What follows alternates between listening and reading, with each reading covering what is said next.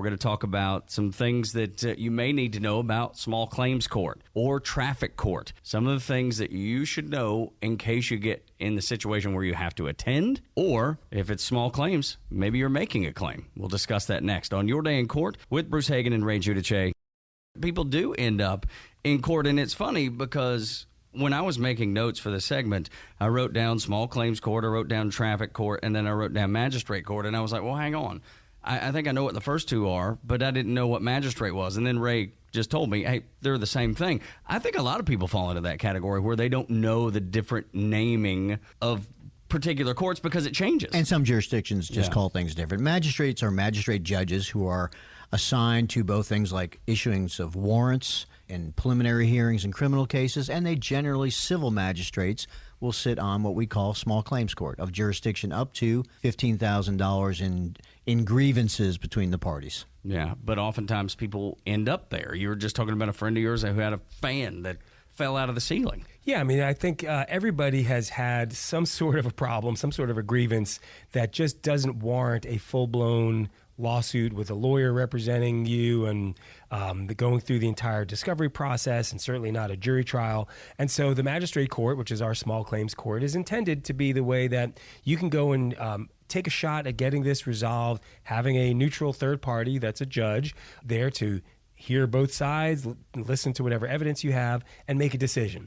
And if nobody appeals from that decision, then it becomes binding on the parties. And so yesterday somebody called me. They had a problem with a contractor from one of the major box stores that installed a ceiling fan, and they didn't do it properly, and the ceiling fan fell out. Nobody was hurt, thankfully. But, you know, he's now, he can't get redress here. He spent money on a ceiling fan and installation and is out that money. And so, you know, I told him, I said, look, it doesn't make sense for you to hire a lawyer to do this, but you can take your receipts, you can take your photographs of the damage and any other physical evidence you have, and you can file a very simple form. In fact, it's a fill-in-the-blanks form in magistrate court that you just fill out. I think it's $90 or maybe $100 is the filing fee, which you can get back if you win under certain conditions, and you can show that to the judge and say, here's what happened. And then the person who or company that you sue, they'll have an opportunity to explain themselves and say what they think happened, and the judge will hear it and make a decision, oftentimes right then and there. Now, of course, the judge will, before that case is even heard, the judge will encourage you to go out in the hallway, exchange information, and I want you to talk about this and see if you can reach an agreement between yourselves. Mediate between the two of you. Yes, because if I, as judge, issue a decision, one of you is going to be unhappy. And I don't know which it's going to be, but one of you is going to be unhappy. If you reach a mutual agreement, maybe both of you are a little unhappy, but both of you will more than likely be happier to be able to put this behind you with a deal that you agreed to the terms on, and you don't have to sit around here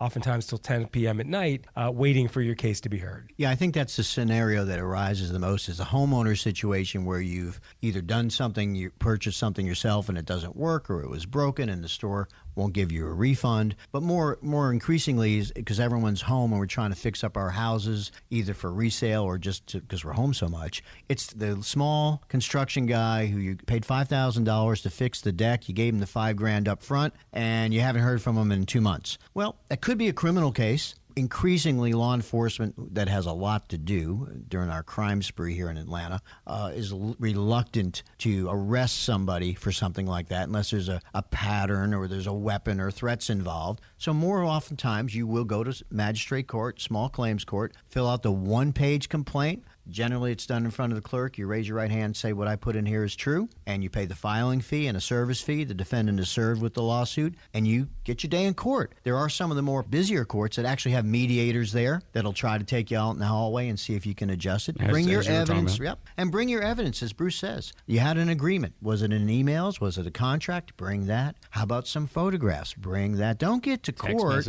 and the judge is trying to finally hear your case, and, well, I left that at home, Judge. Yeah. No. This is your court date. Yeah, this is your day in court. Right. Be prepared. So be prepared. At the same time, and I tell people the same thing, let's say you have 100 emails between yourself and the subcontractor. You don't show the judge 100. Judge ain't got time for 100 emails, just okay? Get the 5 most poignant ones, right? Maybe down to 3. Or 3. The deal and what happened, and the judge is smart. They can figure out what happened in between the beginning and the end because it's all about the same story, to be honest with you. not surprisingly, there are very often more than two sides to the story, but there's at least two sides. Was that right, wrong, and then the truth? Yeah. Whatever falls in the middle. What's provable, you know? And so, the folks who come in there and have stories of, he told my sister that he was going to do this, and then my sister went and she got in touch with her cousin, and all right, where's your sister? Well, she's not here. Where is your cousin? She's not here. It's like none of that stuff applies. I mean, there are still rules of evidence that apply in a small claims court situation. So things like hearsay. You don't have to be a lawyer, obviously. Most of the folks there are not lawyers or don't have representation. But there are still some basic rules, and the judge will have to play umpire and sometimes keep that stuff out. You can't bring in some handwritten note from your witness, quote unquote, that's notarized by somebody at the bank in Oklahoma. That's not coming into evidence. Right. Okay? I would say that the rules of evidence are somewhat relaxed by most of the judges so that we can find out if I'm the judge. Let me at least see if we can resolve this claim amongst the people or guide them to a way of resolution. Here's one that comes up frequently. One person says, this other guy damaged my car. For whatever reason, there's no insurance involved. So he damaged my car. He should have to pay me for damage to my car. And I've got an estimate of what it's going to cost to repair the car. Well, that estimate, as much as you as the person who needs the money to repair your car, you're relying on it. The court's not going to rely on it because whoever prepared that estimate is not there to be cross-examined. Mm-hmm. And there's no way to know whether or not it's accurate or challenge the accuracy of the estimate. That's hearsay. And so that's not coming in, as opposed to a distinction of this person damaged my car. I paid $1,200 to have it fixed. Here's the work that was done in that repair and the photographs of it. And here's my credit card receipt showing I paid it. Mm-hmm. That is evidence because it's not questionable hearsay. It's like, this is proven. This is an action that actually happened. Now, I, as the car owner, will say all of this damage was caused by what that other driver did. I have to still say that I'm not paying for repairs to stuff that happened when I backed into a parking meter. But that's a difference between this is the estimate versus this is the reality of what I actually paid. I will say these magistrate court judges, some of them lack patience, but I can't blame them for it. Can't blame them. The one thing I'll tell people, and especially when I was a younger lawyer and would go to court with them, I said, look, you got to pay me something, even whatever small amount it might be. I can't promise you're going to get this money back, but typically what I can promise you is, at the very least, your case will get heard first. If you have a lawyer, a lot of times the judges will hear the attorney-represented cases first, but not always. And particularly, I remember Cobb County Magistrate Court, a lot of these courts will start, there'll be evening courts because people are working, right? So we'll start at 6 o'clock. It's like, all right, if I'm going out to Cobb County, rush hour from downtown Atlanta, I got to leave at 4 to make sure I'm there. I don't want to be late. Now, it's like, okay, at least if they take the attorney-represented cases first, I'll be out of there by 7, get home, I can still tuck the kids in for bed. No, Cobb County's like, we're just taking them in the order that they come up, and I don't care if you're represented or not, you could be here till 11 o'clock at night. And by the way, I'm going to remind you again, go out in the hallway and talk to the other side, because maybe y'all want to settle this case. Because of that, we've sat through some really brutal presentations by unrepresented folks on their case. And yes, some judges have patience, some just like, look, I've heard enough. I'll give you 3 minutes, sum it up, and then you got to get out of here. But I do think actually that would be a rule of thumb. As they say in the South, get down to the nub as quickly as you can. Get your documents in order. Have an extra set of documents for the judge, okay? So if you've got photographs, have an extra set of copies. You give them to the bailiff. The bailiff gives them to the judge. And if it's a document that your opponent has never seen, they get to see that too, so have a copy for them again. Just because you're pro se, meaning without a lawyer, the courts have rules, and magistrate judges, especially if they've got 50 cases, it needs to move along because not every case is a 3-hour hearing. Is there a place just to go and have a checklist? This is not something that you would need a lawyer for, as you told your friend with the ceiling fan, but here's some things that you need to know, just a checklist. Is there a website that somebody could go visit, or can you just do a Google search for that and it would pop up easily? If you listen to this show, you just learned That's a whole right. bunch. Well, yeah, right, absolutely. Go back and I listen don't to the mind, podcast. for anybody out there, I'm sure I speak for Bruce. Call me. Yeah. I'll give you 15 minutes of my time easily. First of all, I don't want the case because it's not something we're gonna be able to, with efficiency and fairness and feeing, going to be able to handle for you. I'd rather guide you through it. So as Bruce said, you get to be heard in court, rightly or wrongly. The judge is going to rule. Let me give you a little primer on what to take with you, as we just did. It's not that hard, and I don't mind doing it. I think most lawyers would do that on a phone call. Yeah, and we try to talk people through things like this all the time.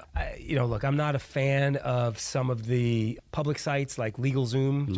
We're not promoting their product or trashing their product. But LegalZoom is a sort of place where you could find tips on how to present your case in small claims court. Yeah. It's probably good for certain things like that. If you're in need of a will, there are better ways to prepare a will. But if the choice is not having a will or having a will that I did myself by paying $99 on LegalZoom, you're better off with the LegalZoom will than you are without one. For most people, certainly if you have anything that you're leaving behind at all, you're better off having a real professional prepare that sort of thing for you. And that's true across the board. If you are entering a contract for something and it's something of value, right? Home construction is a fine example. You're better off getting a real contract for that than what you're going to find in one of these generic legal sites for, some flat fee. But they do serve a purpose, and this would be one of those purposes. And they work until they're contested.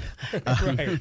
I'm helping a client out on a contract matter where the contract that he and his business partner put together was really a paste and patch job, where they went online and found various contracts and took a couple paragraphs here and a couple paragraphs there, and it all worked while business was good and everybody was friendly. But now that we're reading the contract, I'm doing it for one of the partners, it's, paragraph A and paragraph D are in direct conflict with each other. Right. They may have made sense in and of themselves when you read it and put it in, but you got a mess. So, even if you do that, bring it to a lawyer and pay a couple hours worth of our time, just like anything else. Bruce does a lot of bicycle riding. He's almost a professional cyclist. I bet you're pretty good at your Zen and bicycle maintenance. But every once in a while, you probably take it to the shop and have somebody who really knows what they're doing to repack the bearings or something like that. No doubt. Well, but I mean, if you need right. to get your car fixed, there's things you just can't do. There are plenty of things that even if you're good at something, there are professionals who can do it better. When it Faster. comes to things like your safety or money or your freedom, you want to make sure that you have a professional that's involved with those.